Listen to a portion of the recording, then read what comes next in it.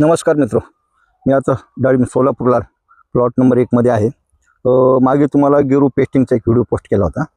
तेव्हा मी म्हटलं होतं सोलापूरला जवान झाडे आहेत, गेरू पेस्ट करावी न करावी थोड्या आशंकामध्ये होतो, परंतु रिस्क घ्यायची नाही म्हणून कालपासून प्लॉट नंबर 1 सोलापूरला आले. प्लॉट नंबर 2 आता एक आज संपलेला आहे, पेस्टिंग चालू आहे.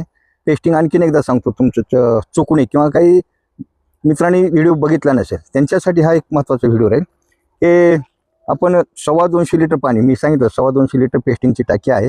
250 लिटर पाण्यामध्ये हमला घेतलेलं 1 लिटर, इमामेक्टिन घेतलेलं आहे 300 ग्रॅम, ब्ल्यू कॉपर घेतलेलं आहे 1.5 किलो, असं हे तिन्हीचं मिश्रण करून हे पेस्टिंग चालू आहे. आणि ह्याच्यामध्ये मात्र गेरू आपण पहिल्या पेस्टिंगला ह्याच्यामध्ये भगव्यामध्ये आपण 100 किलो गेरू वापरला होता, परंतु हे चोपडे झाडं असल्यामुळे त्याला आपण 125 किलो गेरू वापरलेले आहे.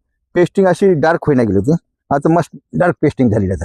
ह्याच्यामुळे काय होईल, खोड निरोगी राहील, कीडमुक्त रोगमुक्त राहील. जरी काही शेतकरी बांधवांनी पेस्टिंग केली नसेल तर त्याची पेस्टिंग करून घ्या. हे बघा बेस्ट पेस्टिंग झाली आहे, अति सुंदर पेस्टिंग झालेली आहे. जवळपास 2 फुटापर्यंत पेस्टिंग केलेली आहे. हे बघा सगळे झाडं 2 फुटापर्यंत पेस्टिंग आहे. तर पेस्टिंग करून घ्या, म्हणजे खोड आणि खोडाच्या संलग्न भाग हा कीडमुक्त आणि रोगमुक्त राहील. तर त्यासाठी हा मुद्दाम व्हिडिओ पोस्ट करत आहे.